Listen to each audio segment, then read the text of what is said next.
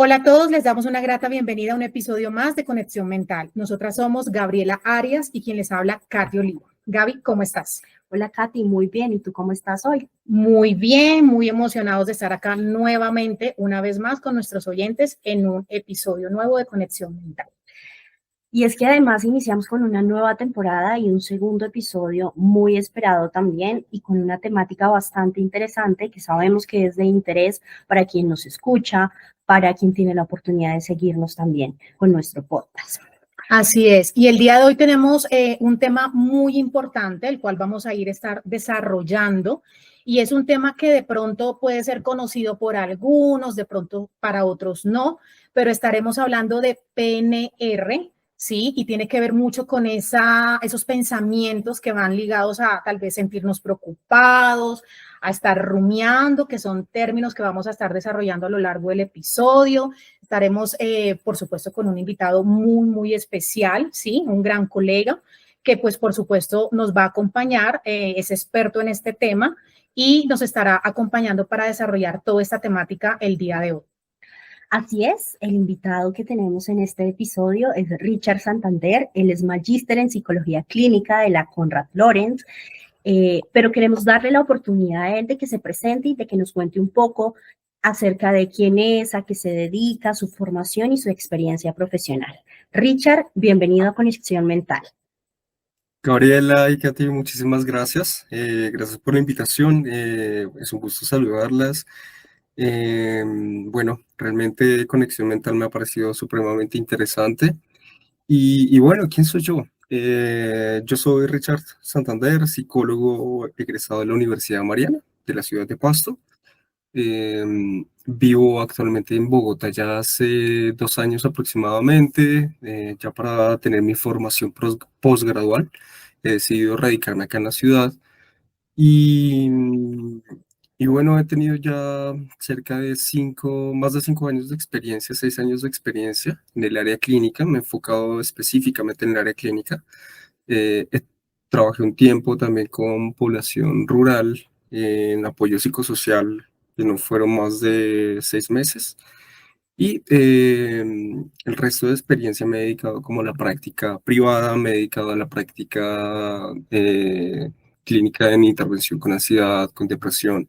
Actualmente estoy trabajando para una empresa que es una IPS, que trabaja con pacientes de todo tipo de problemas psicológicos, de todas las edades. Trabajo con DDH, ¿sí? Que es déficit de atención, escuela para padres. Realizamos también intervenciones principalmente de problemas como ansiedad, depresión, bipolaridad, problemas de obesidad. Y también estoy en una clínica que se llama Good Medical. La clínica es para intervenciones en pacientes con problemas gastrointestinales relacionados con problemas psicológicos.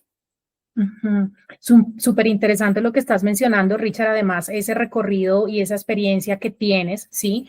Y incluso teniendo en cuenta el tema que vamos a desarrollar hoy, creo que sería muy valioso contar precisamente con tu experiencia y con tus comentarios, inclusive con la población que estás trabajando, ¿sí? Porque lo mencionas y creería yo que tiene que ver un poco también con ese sector de la psicología en la salud, ¿sí? Con otro tipo de pacientes. Entonces, inclusive comenzar a ver también desde tu experiencia qué tanto afecta tal vez esto que vamos a estar hablando hoy de esos pensamientos negativos repetitivos, pues en el diario vivir a estos pacientes también. Sería importante pues también conocerlo.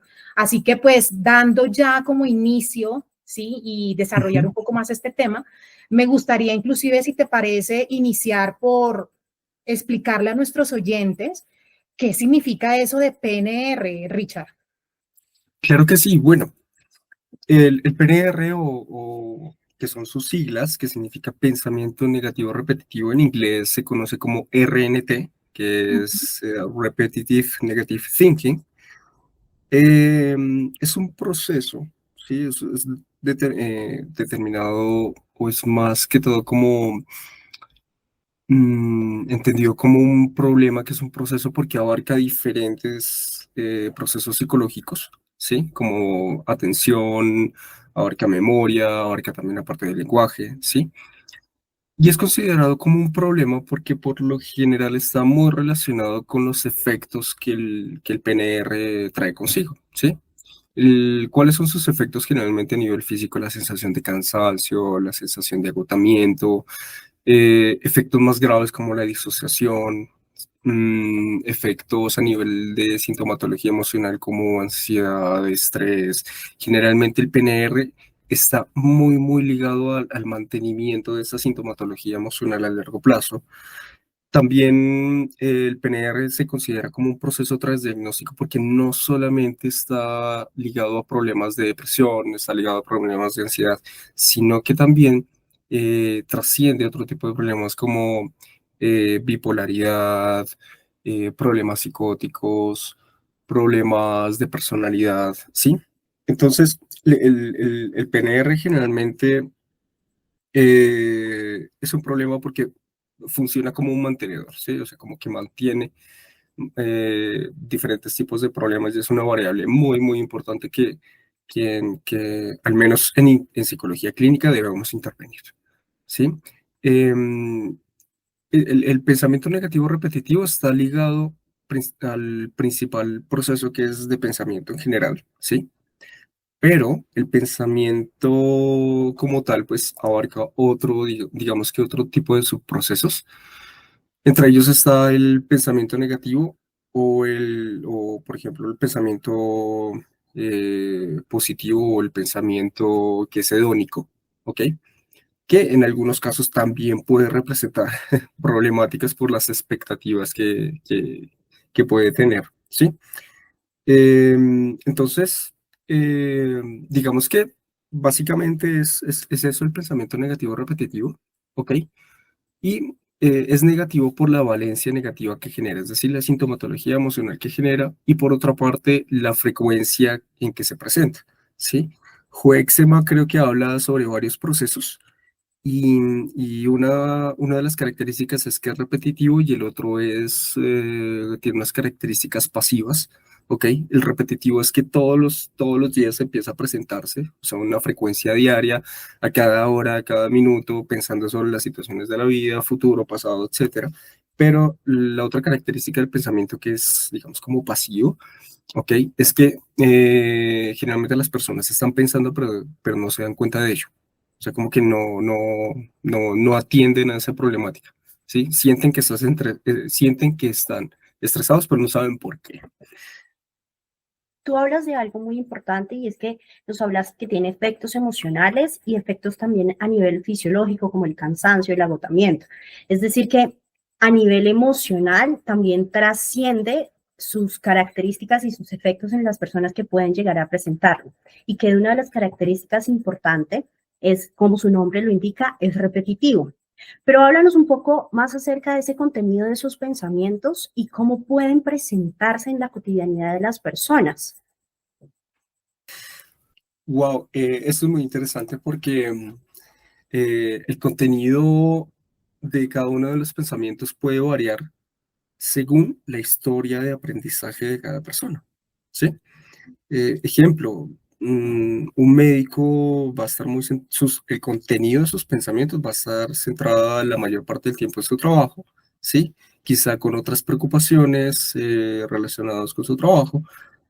También puede estar relacionado con su propia historia de aprendizajes, es decir, la experiencia de su propia vida. Ejemplo, si ha tenido una historia de maltrato, muy seguramente todo el contenido de los pensamientos va a tener una relación o contenido relacionado con lo que aprendió en esas situaciones de maltrato. Eh, una persona que se dedica, no sé, al comercio, ¿sí? Muy seguramente el contenido de sus pensamientos va a estar en la preocupación constante de su trabajo, de mantener su independencia, de mantener eh, su comercio como tal, de pagar sí. Pueden aparecer preocupaciones, el estrés también de estar realizando actividades. Creo que el contenido varía demasiado, varía en gran cantidad, dependiendo de la historia de aprendizaje de la persona, las experiencias rutinarias o de la vida cotidiana, ¿sí? Las experiencias que tiene con respecto a esas actividades diarias. Em, y pues, bueno, el contenido puede ser infinito, ¿sí? O sea, o sea, según el número de personas que haya en el mundo, pues así va a ser el número de contenidos, o sea, va a variar demasiado de persona a persona. Pero este contenido pues puede tener unas características. Creo que lo más importante de tener en cuenta cuando nosotros realizamos una intervención sobre pensamiento negativo repetitivo es que podamos caracterizarlo en si es rumia o si es, por ejemplo, rumia post-evento, que es estar pensando sobre las situaciones o sobre las experiencias sociales, ¿sí? Me pasa una situación social vergonzosa y yo me quedo todo el día pensando sobre esa situación social que es vergonzosa, o preguntándome, por ejemplo, cómo soy, cómo me comporto, que eso está muy ligado también, ese contenido, esa rumia, está ligada a la depresión. Las preocupaciones por el futuro son muy características de la ansiedad. La preocupación por el detalle de las cosas generalmente está relacionada con el perfeccionismo. Las preocupaciones por no cometer errores está ligado al perfeccionismo también. La preocupación por cómo me veo en el espejo, si estoy bonita, si estoy linda, puede estar ligado a problemas de personalidad puede estar ligado también a problemas alimenticios. ¿Ok? Entonces, digamos que el contenido puede variar y estamos relacionados también con el tipo de problema psicológico que pueda presentar una persona. Y lo más importante es como tratar de caracterizarlos, si es una rumia, si es un sobrepensamiento, si es una rumia post-interacción, si es lo que llaman a veces las personas o lo que conocen como reflexión. Cuando eso tiende a ser crónico, pues bueno, eso también puede ser problemático porque lo que hace es distanciar de las actividades importantes, nublar la atención y enfocarse netamente en la reflexión. He notado, por ejemplo, que aquellas profesiones relacionadas con actividades académicas, de pensar, ¿sí? Por ejemplo, filósofos, están muy ligados a la parte de la rumia sobre sobre su propia vida, sobre cuál es el significado de la vida, ¿sí? Y esto está ligado también como a la sobre-reflexión. La sobre-reflexión también puede ser un tipo de problema más adelante. Las personas a veces dicen, es que yo reflexiono mucho sobre la vida y eso me ayuda bastante como a comprenderme, pero a largo plazo nunca saben por qué se mantienen los problemas de estrés, los problemas emocionales, y a veces cuando uno analiza el caso, está muy ligado a ese tipo de pensamientos, ¿sí? Es como un pensamiento crónico de estar pensando y pensando y pensando y pensando. Hay otras características, por ejemplo, la sobreplanificación, ¿sí? El estar sobreplanificando las actividades para que no se me salga de control en el día a día. Que a las 7 voy a hacer esto, a las 8 esto, y si se me sale de la actividad de esas horas programadas, entonces entro en crisis de ansiedad, entro en malestar, se me daña todo el día, empiezo a criticarme, que es otra característica también, la autocrítica es otra característica del sobrepensamiento. Entonces el contenido puede variar de acuerdo a estas características, pero si bien esto es importante comprenderlo, no es tan importante como lo es la función que cumple ese comportamiento. Es decir, como para qué está la rumia, ¿no? O sea, ¿para qué está el sobrepensamiento en el día a día? ¿Qué es lo que el sobrepensamiento está en mi vida? O sea, ¿qué me dice y cómo está afectando en mi vida? Ujú. Ok, Richard, has mencionado cosas muy interesantes y de hecho hay cosas que yo creo que es importante comenzarlas pues a ampliar un poco más, pero sin embargo me gustaría en este momento mencionaste dentro de ese contenido de pensamiento la preocupación, el sobrepensar, inclusive mencionaste la rumia.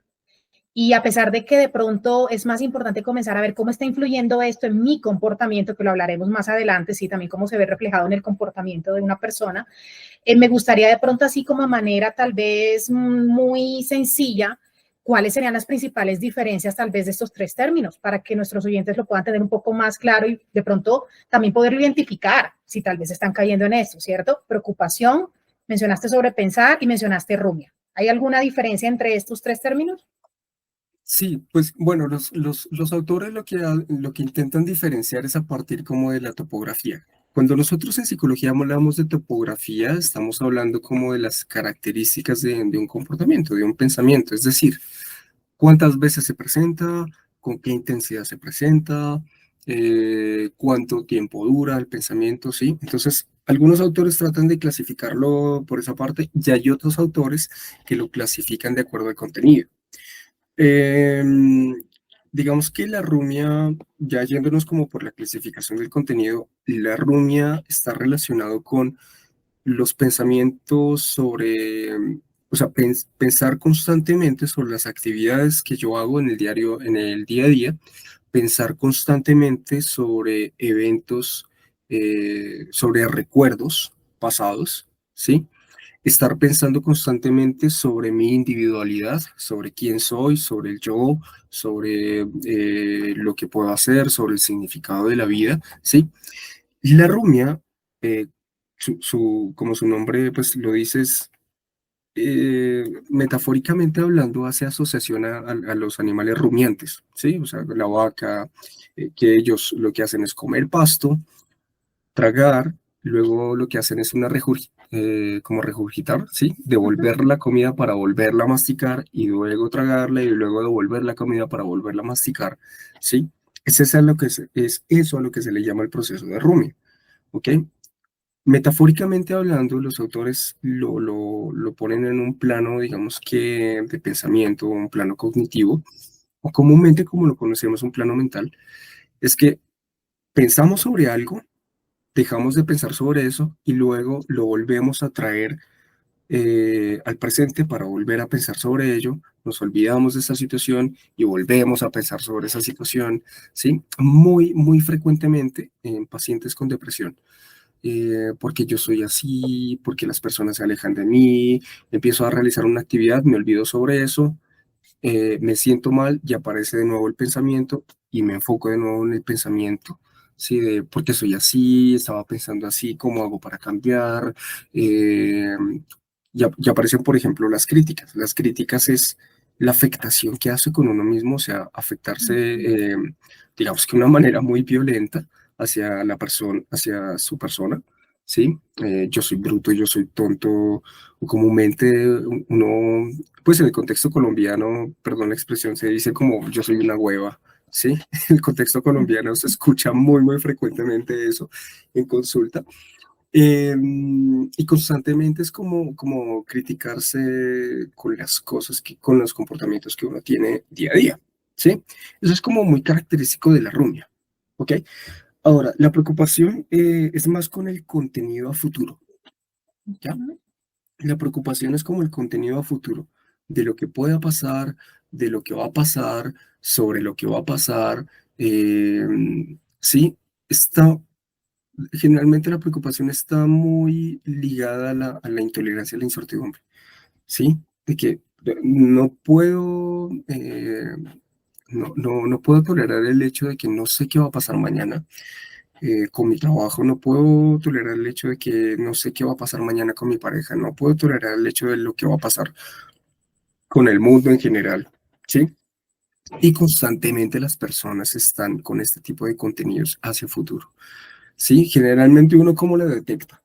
Cuando hay un exceso de disparadores o de palabras verbales relacionadas con ¿será que esto me va a pasar? ¿Será que esto va a suceder? ¿Será que eso? ¿Será que?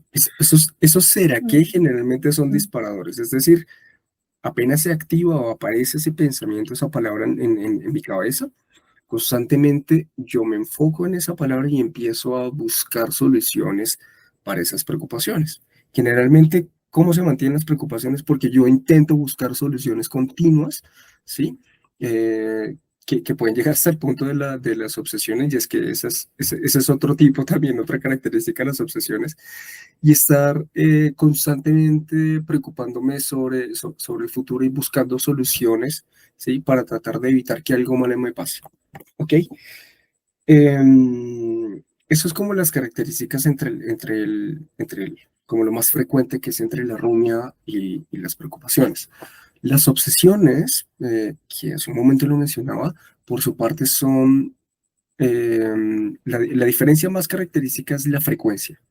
Es que se presentan con mayor intensidad y llegan al punto de ser muy, muy, muy automáticas, parecen ser incontrolables constantemente y tienen un tema específico, ¿sí? La obsesión tiene un tema específico. Ejemplo, eh, yo salí ayer con una chica y era mi primera cita y la chica me dijo que no porque yo era feo. Y no he podido dejar de pensar en esa situación y me he obsesionado con esa chica porque la estoy llamando, quiero que me diga realmente si soy feo, lo dijo en un momento de rabia, no he parado de pensar en la situación. Entonces, es una obsesión constante, ese contenido que llega a generar una intensidad en el malestar de las personas que no las deja dormir, no pueden comer, no pueden realizar sus actividades diarias, pierden su desempeño en el trabajo, ¿sí? Entonces, las diferencias en este tipo de pensamientos negativos pues están muy, muy relacionadas como al tipo de contenido, por una parte, y hay otros, por ejemplo, con la obsesión que también se clasifican, pues, cuántas veces se presenta en el día, ¿sí? ¿Cómo las personas lo pueden identificar? Que eso es importante. Si yo noto que un pensamiento me está quitando tiempo, me está generando mucho estrés, mucha intranquilidad, y que es muy repetitivo todos los días y durante todo el día, o tengo dificultades para dejar de pensar en ese tipo de pensamientos, sea preocupación o sea sobre el pasado, pues estamos hablando ya de un problema de pensamiento negativo que es repetitivo. Richard, has hablado de cosas bastante importantes y de hecho terminaste diciendo que se vuelve problemático cuando empieza a interferir en las actividades diarias. Pero anteriormente también nos dijiste que es problemático cuando se vuelve crónico o repetitivo. Y cuando estabas hablando de este término de crónico, estabas hablando del término también de la reflexión, que las personas creen que o piensan que el hecho de hacer esa introspección, de reflexionar sobre las situaciones que pasaron o que pueden pasar en el futuro, en algún momento muchos tienen la creencia de que puede llegar a ser funcional hasta cierto punto, ¿cierto? Porque si yo pienso sobre una situación que pasó en el pasado, puedo mejorar mi comportamiento para no actuar así en el futuro. Y si yo me anticipo ante las situaciones, puedo también generar ciertas habilidades para que las situaciones se den o se resuelvan de la manera en que yo espero. ¿En qué momento esos procesos efectivamente de reflexión, de rumia, de preocupación se vuelven problemáticos? Porque es que pensamos todos los días, ¿cierto? Tú lo has sido muy específico de que tenemos ciertas situaciones y que a veces es incontrolable que puedas pensar que ante cierta situación te genere determinada emoción, determinado pensamiento, ¿cierto? Pero ¿en qué momento se vuelve problemático pensar? ¿En qué momento se vuelve problemático quedarte enganchado con ese pensamiento? Yo creo que la clave para poder entender todo lo que has mencionado, Gaby, es que me ha parecido supremamente importante tu aporte. Em, ¿Cuándo podemos evidenciar que es un problema? Cuando yo me engancho automáticamente con el pensamiento, ¿sí? O sea, cuando me engancho con el pensamiento y sé que ese pensamiento no está sucediendo en la realidad, o sea, es hipotético, no es algo que esté sucediendo, no es algo que esté pasando. Claro, hay pensamientos que a uno le generan mucha preocupación porque hay una situación real, ¿sí? Que yo debo atender a esa situación. Pero hay que evaluar también si esa preocupación o si ese pensamiento que yo tengo día a día y que está sucediendo, que es real, pues hay que evaluar el nivel de gravedad, ¿ok? ¿Qué tan grave puede ser en mi vida? Si lo puedo solucionar o no, si tiene solución o no. Porque ahí podemos también, si no tiene solución, si no lo puedo resolver, tengo que pasar a una aceptación radical. ¿De qué se trata la aceptación radical? Básicamente de que yo pueda tener una perspectiva, una actitud sobre esa situación de que va a suceder, de que está sucediendo, de que no la puedo cambiar, ¿ok? Y lograr esos aprendizajes generalmente a veces cuesta, ¿sí? Porque pues implica flexibilizarme ante la vida, ¿ok? Y no seguir luchando con algo que no puedo controlar, ¿ok? Creo que ese punto es importante. O sea, en el momento en que yo me engancho con el pensamiento y le empiezo a dar vueltas, ya es problemático. Se convierta en algo problemático. Sobre todo si yo estoy notando que con el paso de los días no desaparece el pensamiento o siento que el problema de pronto no desaparece o que se ha incrementado poco a poco, ¿sí? Y algo muy interesante que tú mencionabas sobre el hecho de que se siente muy afín con el problema, ¿ok?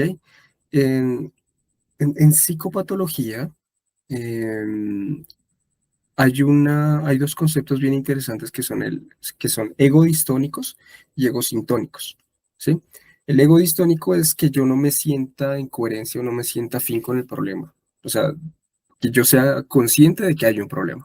Y el egosintónico hace relación a que yo me siento en coherencia con el problema, que de pronto yo no tengo el problema, no veo ningún problema con lo que me está pasando.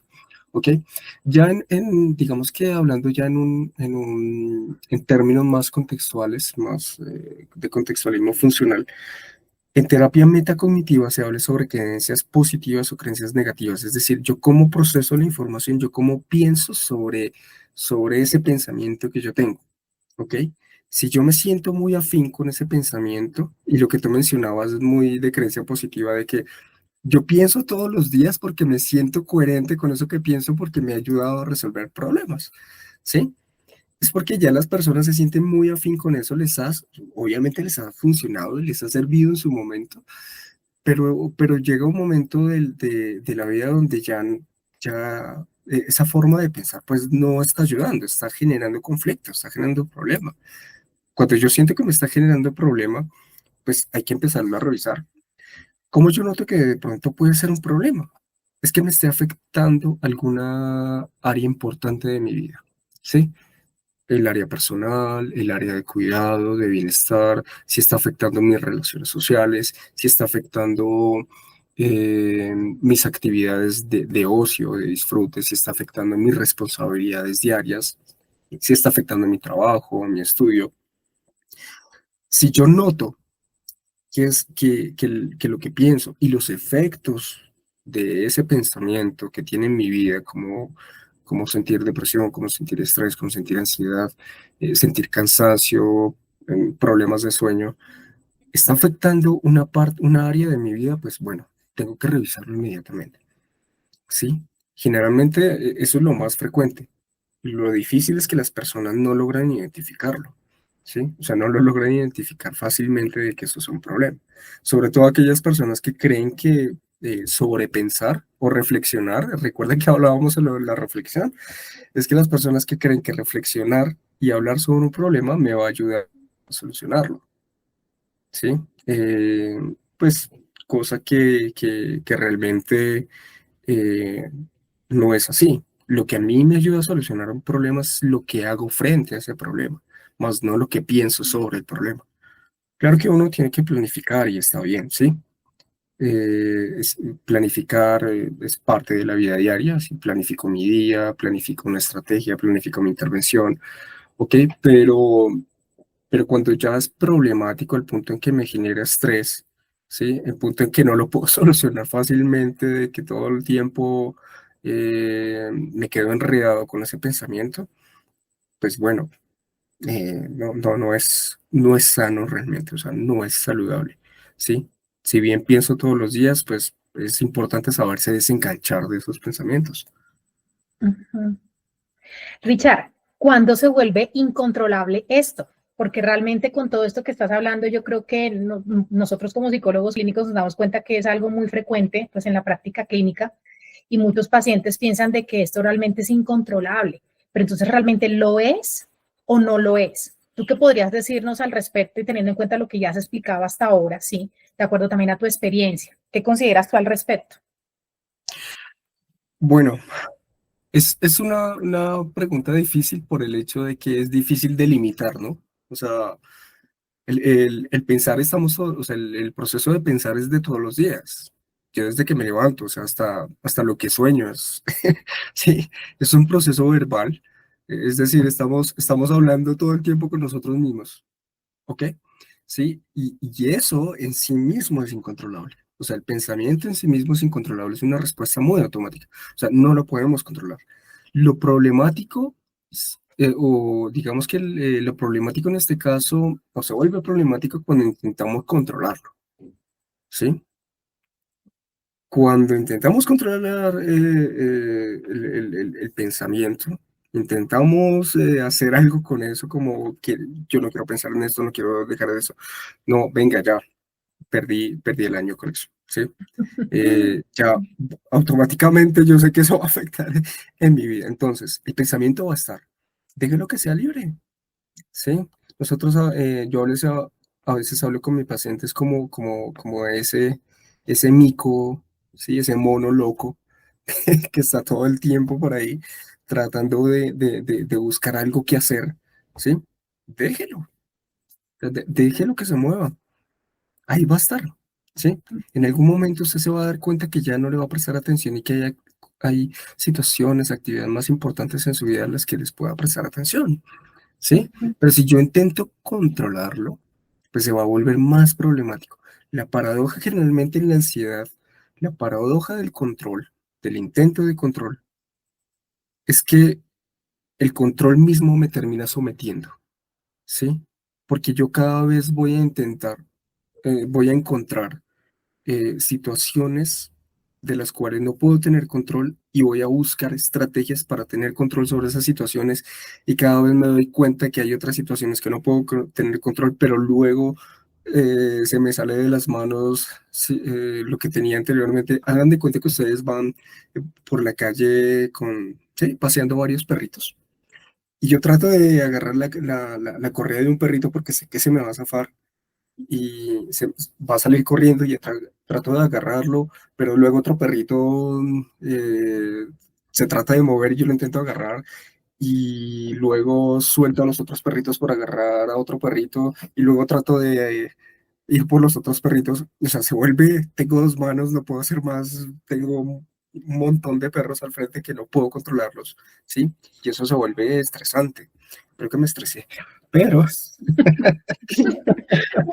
No, de pero solo bien es pensarlo, cierto, claro, no, y bien es cierto lo que sí, estás hablando, claro. porque aquí la aceptación juega un papel muy importante y dijiste algo muy, muy interesante, y es que el hecho de querer o creer que se puede dejar de pensar en algo, oye, más nos va a enganchar en eso, ¿sí?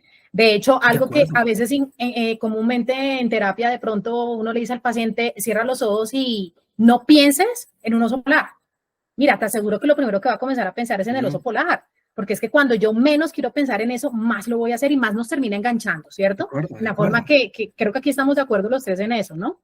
Hay algo que me De quedó acuerdo. retumbando de todo lo que dijiste y es que la gente cree que hablar sobre el pensamiento, que pensar sobre el pensamiento te va a ayudar, ¿cierto? Pero tú dijiste, no, eso Sí, no sí. es lo que te va a ayudar, lo que te ayuda es a actuar, no quedarte en el pensamiento. Y se relaciona mucho con el control que dijiste, porque si yo tengo control sobre mis pensamientos, tengo la creencia de que, pues no voy a pensar, pero nos estamos dando cuenta que entre más controle el pensamiento, más me engancha y pueden De presentarse acuerdo. ese pensamiento un poco con otros contenidos, pero a la larga es el pensamiento que detonó ahí mi necesidad de control. ¿Cómo podemos llegar a actuar y no quedarnos en creer que lo que nos ayuda es pensar sobre ese pensamiento, sino realmente lo que nos ayuda es empezar a tomar acciones? Porque Katy lo nombró al principio del episodio, ¿cierto? ¿De qué manera podemos comportarnos? ¿Cómo reaccionar frente a esto? ¿Cómo decir, oye, sí, el pensamiento está ahí, yo lo voy a dejar que actúe? Dabas la metáfora de el miquito, dejarlo que esté ahí, que en algún momento, pues, no va a ser problemático, pero ¿de qué manera yo puedo actuar para que ese problema para mí no sea un problema? Ok, es que, y me gustaría responder esa pregunta con lo siguiente. Eh, hay que pensar de manera simple y pensar bien. O sea, pensar sencillo y pensar bien. Ok, no es necesario pensar todo el día sobre algo, ¿sí? Porque me va a desgastar, me va a generar más problemas. Hay que pensar focalizadamente, de manera simple y pensar bien. Una estrategia que yo la practico bastante y que la enseño a mis consultantes es Vale, usted tiene una preocupación, siente que esto le está preocupando. Escoja una hora en el día, ¿sí? Escoja que no pase después de las 5 de la tarde, porque lo contrario usted no va a poder dormir. Entonces, escoja una hora del día, escoja un espacio en su lugar, en su casa, en su lugar de trabajo, un espacio específico y escoja un tiempo determinado, ¿ok? En ese espacio, en esa hora, en ese día, en esa fecha que usted se ha programado, usted en ese momento va a pensar, ¿sí? Va a pensar sobre todas esas preocupaciones que tiene de él. Si usted las tiene durante todo el día, aplácelas, ¿sí? Ok, me programé para mañana viernes a las 6 de la tarde para pensar sobre esta preocupación que tengo. Y voy a sentarme en mi escritorio, en mi estudio, en mi casa, en mi sala, donde sea, y voy a tomarme unos 10 minutos para pensar una solución sobre esa preocupación que tengo. ¿Sí? Y todos los pensamientos que tengo día a día los aplazo. Es como, bueno, mañana voy a pensar en ellos. Tuve otro pensamiento, mañana los voy a pensar. Tengo otro pensamiento, ya me programé para ellos. ¿Sí? Entonces, cuando llega el momento, lo más curioso es cuando las personas, cuando llega el momento de pensar en ello, es como, no puedo pensar, me frustra, No me poder frustra pensar. no poder pensar, ¿sí? Y luego les pregunto, de todas esas preocupaciones que tú anotaste, de que tú hiciste, ¿te diste cuenta de que alguna sucedió? No, quizá una, pero no fue grave. Y no sucedió. La mayoría de las cosas que pensamos no suceden, Ujú. ¿sí? ¿Qué pasa? Que hay situaciones en ocasiones muy al azar, que lo que pensamos a veces sucede y ese pensamiento se refuerza y me hace sentir de que lo que yo estoy pensando sí va a pasar. ¿Sí? Me hace generar esa falsa sensación de que lo que pienso sí va a pasar. Pero es cuando uno empieza a monitorear, a identificar, a empezar a escribir esos pensamientos, muchas veces no sucede. Entonces, esta estrategia apunta a que hay que pensar simple y pensar bien. Principio de parsimonia. Lo, lo más simple es lo que mejor funciona. ¿Sí? Aplíquelo eso a su pensamiento y se van a dar cuenta que que su vida va a mejorar un resto. Es bastante interesante, como tú lo dices, pensar simple les va a ayudar porque las personas tenemos la creencia de que entre más pensemos es lo que finalmente termina siendo funcional. Y si algo nos has rectificado en este episodio es que entre más pensemos y entre más nos enganchemos, entre más queramos controlar, peor nos va. Peor.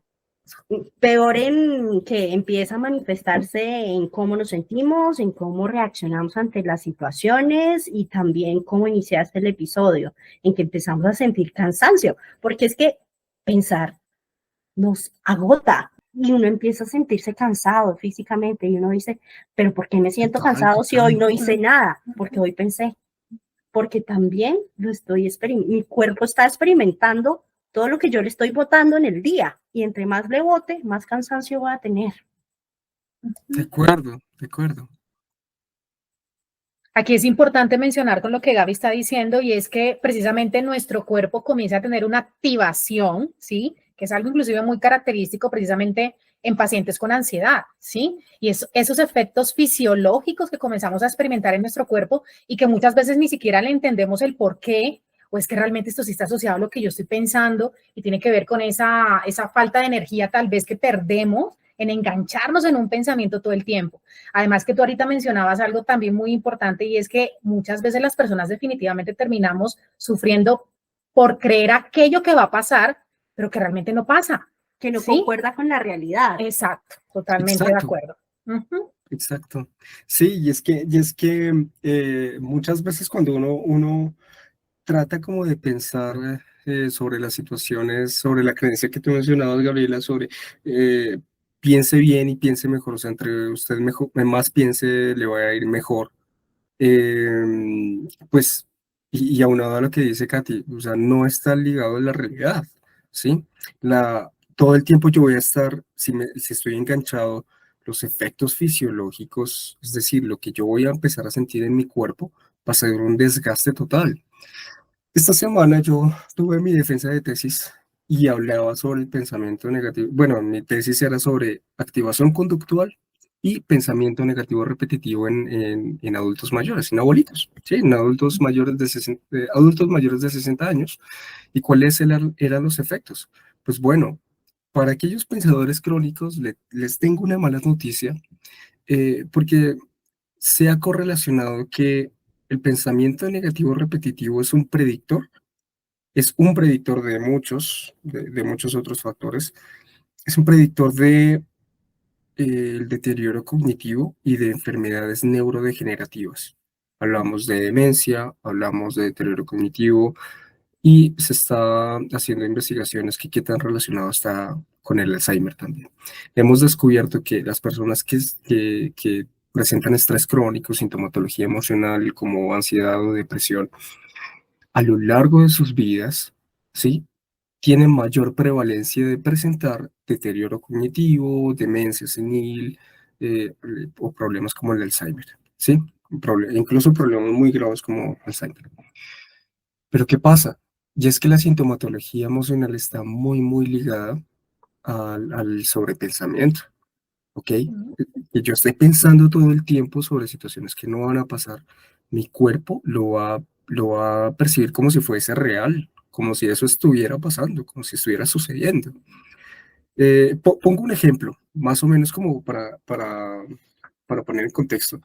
Cuando las personas sueñan y están como muy profundas y tienen un sueño muy vívido y se levantan asustadas o se levantan felices y alegres, dicen, no, yo tuve una premonición, no me pasó esto, es que eso fue muy vívido y siento que eso va a pasar, ¿sí?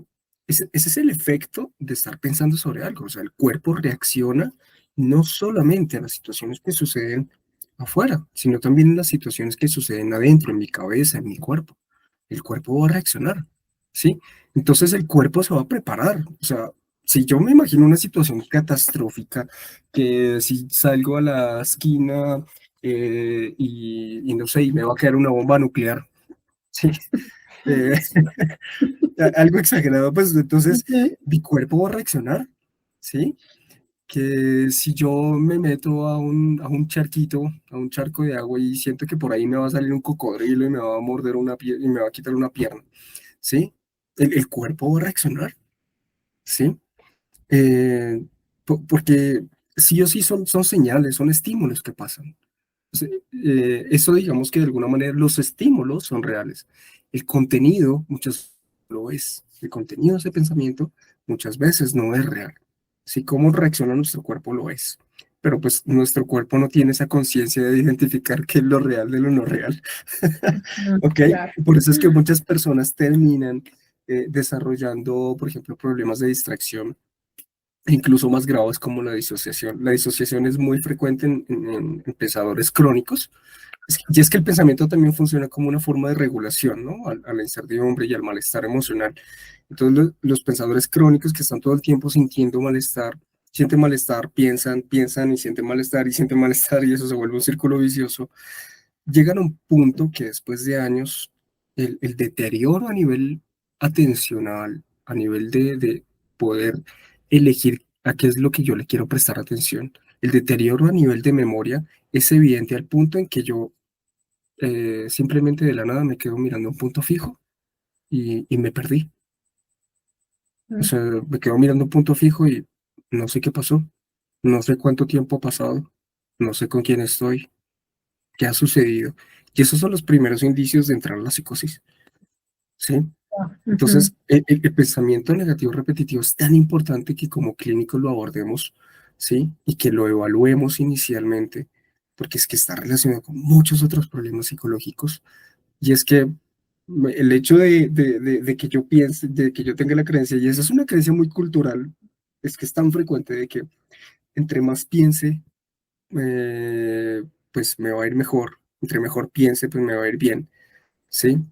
Eh, es, es falso, ¿sí? Eso no lo han enseñado nuestros padres. Usted piense bien las cosas, piense bien lo que va a hacer, piense bien tal esto, ¿sí? Yo creo que acá hay otra creencia que resolvería esa creencia cultural y es otra creencia cultural que tenemos y es que a veces más no es menos. sino menos es más. De acuerdo, de acuerdo. Es la Sí, calidad, tú decías, la calidad del pensamiento. o sea, el pensamiento sí o sí debe ser funcional, que me ayude a resolver algo que esté pasando, algo que es real. Si no, pues dejemos el mono por ahí, que esté como loco. Sí, Así es. saltando. Es la calidad o la utilidad, ¿sí? De ese pensamiento. Sí, y a veces es que es muy difícil también desengancharse de vez en cuando. O sea, a nosotros los psicólogos de vez en cuando también nos pasa. A veces nos pasa con nuestros propios consultantes, ¿no? Ujú. Que muchas veces no lo hablamos. Eso nos pasa que está con nuestros propios consultantes de, ¿y ahora qué hago con ese paciente? ¿Y ahora qué será que esta estrategia le va a servir? ¿Será que esto? Ta, ta, ta, ta. Entonces, eso es importante también, como hacerlo a un lado y aplicar la estrategia. Es que la mejor manera que uno puede comprobar algo que uno siente, que uno piensa, es poniéndolo a prueba, o sea, haciéndolo, que pase. Llevándolo a la realidad. Ujú. Exacto, Así es. exacto. Así es. Quiero resaltar lo que mencionaste ahorita, Richard, de la importancia que como clínicos debemos de darle precisamente a esta evaluación del pensamiento negativo repetitivo, porque es un problema en sí, pues por supuesto, y muy común en la clínica, pero también es transversal a muchos otros trastornos, inclusive trastornos mentales, trastornos del afecto. Aquí hay muchas cosas que se ven de forma transversal, ¿sí? Entonces es Sí, sí, sí. importante darle la importancia que esto merece, no subestimarlo como que no es tan grave, ¿no? Sino realmente prestarle la atención debida porque no es un problema por sí solo, sino que es transversal a otros tipos de trastornos, ¿cierto? Entonces De quiero acuerdo. resaltar mucho esa importancia que hiciste porque también es algo muy psicoeducativo para las personas que nos escuchan. No hay que subestimar esto como que no, pero esto no es tan grave. No, espérame, esto puede ser grave a largo plazo, ¿sí? Porque puede también dar resultado a muchas otras cosas.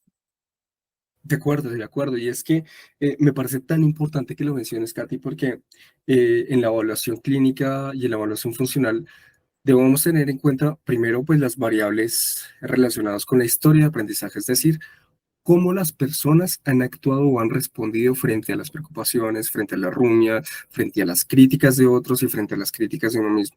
Cuando uno evalúa el pensamiento negativo repetitivo, generalmente está muy asociado a las experiencias de lo que otros me decían, de lo que mis padres me mencionaban. Y eso se me quedó. Y es que llega un punto donde digo, no, es que yo soy así.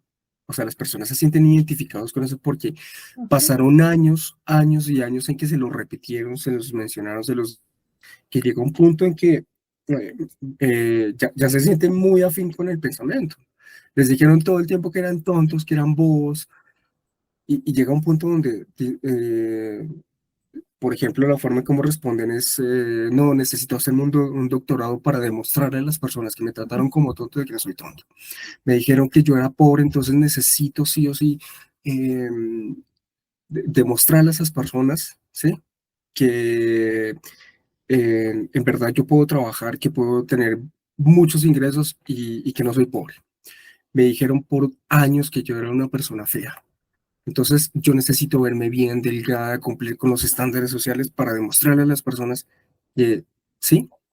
Entonces, muchas veces eso está muy ligado a la historia de vida, la historia de aprendizaje de las personas.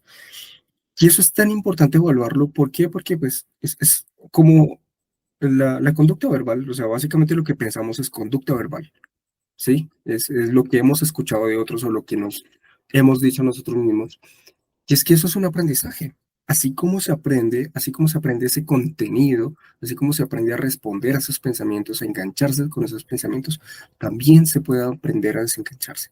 También uno puede aprender a tratar de desligarse de esos pensamientos, tratar de entender, de tomar perspectiva, tratar de fusionarse, como lo queramos llamar, tratar de, digamos que en términos más coloquiales, como que yo en algún momento es como no pensar en ello, entre comillas digo, no pensar, porque eso también es forma de control, ¿sí? Entonces, así como se aprende, se puede lograr aprendizajes para poder disminuir esa intensidad de los pensamientos o de tener al menos un control sobre a lo que yo quiero prestarle atención en mi vida. Si le presto atención a lo que es importante en mi vida, o enfatizo tanto en esos miedos que constantemente están ahí en mi cabeza. Y es que además muchas de esas creencias o esos pensamientos, al contrastarlos con esa historia de aprendizaje y esa realidad, son muy pocas veces, son contadas las veces que me ha pasado a mí en terapia y que uno empieza a hacerle caer como en cuenta a los consultantes que son muy pocas veces en que realmente se han cumplido y que se han cumplido no solo porque el pensamiento lo diga, sino porque hay otras variables que han influido, otras situaciones del contexto que influyen en que se presente. De acuerdo. Ok, Richard, creo que hasta este momento pues hemos clarificado muy bien, te agradecemos de verdad como que toda esa claridad que traes a este episodio para las personas que nos escuchan y me gustaría de pronto como para ir cerrando un poco, sintetizar ahora precisamente ese foco atencional, ¿sí? Porque sabemos de que la solución no está en voy a controlar el pensamiento, ¿sí? Sino hay que dirigirnos más a las acciones, a lo que yo termino haciendo. ¿Cómo de cierta forma podemos tal vez ayudar a las personas, ¿sí? Inclusive a manera de que ellos mismos puedan tener como estrategias, ¿sí? Aunque nada va a reemplazar el hecho de buscar ayuda, siempre lo enfatizamos en cada uno de nuestros episodios, la importancia de buscar ayuda oportuna por un profesional de la salud mental, pero sí me gustaría saber de pronto algunas estrategias que puedan ayudar a, hombre, encaminar ese foco atencional más a lo que yo termino haciendo para no seguirme enganchando más en ese pensamiento negativo repetitivo. Creo que lo primero que yo diría es identificar ese grupo social con el que yo tiendo a rumiar más o no. Sí, algo que mencionaba Gabriel era como, bueno, el contexto y va a ser un gran determinante. Sí, claro. ¿Qué pasa si yo me reúno con un grupo de personas a rumiar y a pensar y a sobrepensar y a preocuparme por la situación del mundo, del país? Pues no, voy a terminar mal. O sea, sí. Y eso a veces, por ejemplo, sucede con un grupo de amigos. Venga, vamos a tomarnos una cerveza, o con grupo de amigas, vamos a compartir, vamos a tomarnos una cerveza y uno empieza a hablar de muchas cosas, ¿sí? Tratar de identificar esos espacios es muy importante. Saber que uno va a hablar, ¿sí? Aleatoriamente, y eso puede ser un foco atencional de pronto para que se desarrolle también el pensamiento negativo repetitivo, ¿sí? Primero. Segundo, ahora a nivel individual, eh, trate de alguna manera de identificar qué es lo más importante para usted día a día, ¿sí? Pero si usted ha sentido que el hecho de buscarle el significado a la vida es problemático, simplemente dedícale unos minutos para pensar qué es lo que hace a diario. Si tiene dudas con ello, recuerde algo, lo que le duele es lo que le importa. Muy seguramente lo que una situación que sucede en su vida diaria y que le duela, ¿sí? Que le preocupa es porque le importa. Ahora intente como establecer como un objetivo con eso, una meta con ello, ¿ok? Y generalmente eso lo hacemos ya con personas que han avanzado mucho en el desarrollo de habilidades para contrarrestar el pensamiento repetitivo. Tercero, es muy importante, si usted piensa demasiado, ¿ok? Trate de pensar de manera concreta, ¿ok? ¿A qué me refiero de pensar de manera concreta?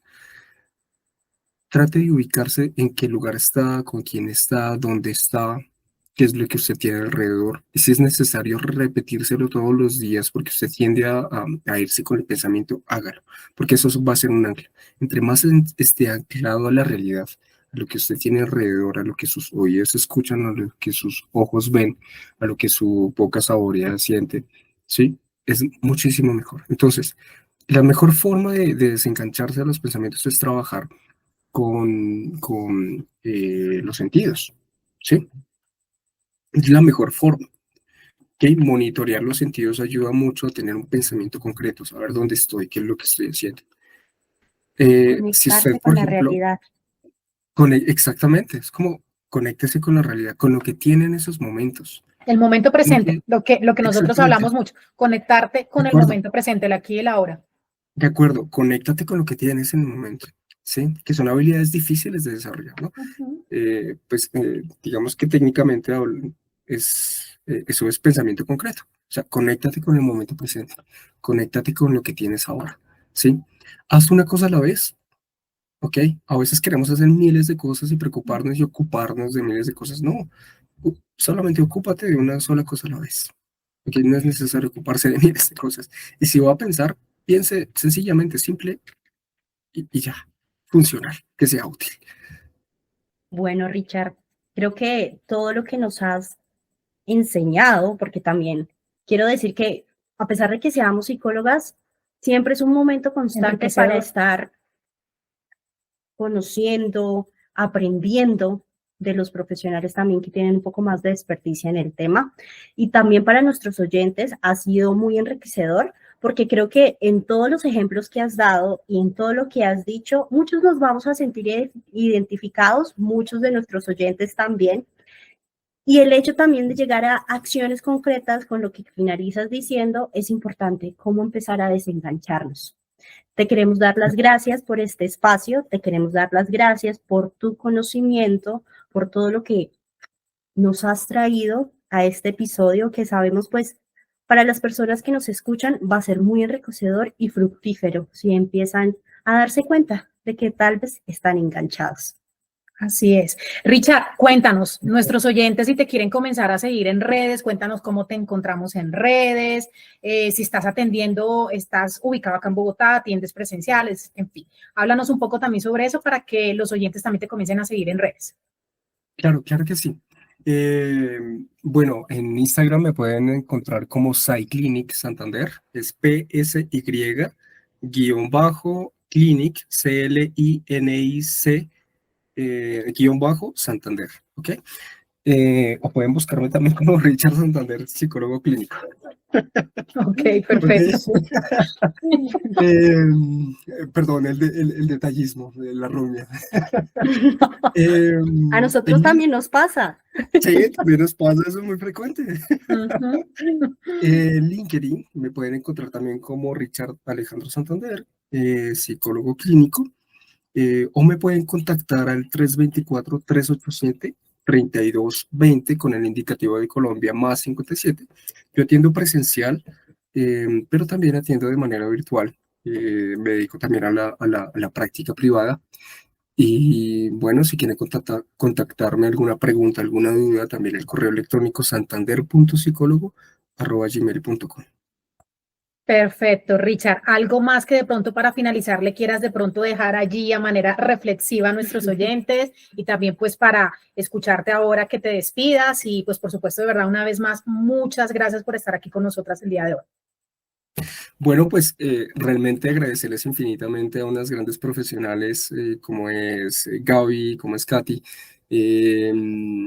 Agradecerles por el espacio, agradecerles por estar participando activamente, por tener esta bonita labor de divulgar por medio de redes, ¿sí? Que es tan importante que las personas conozcan realmente cuál es el papel del bienestar psicológico en nuestras vidas, es decir, de la salud mental de nuestras vidas, ¿ok?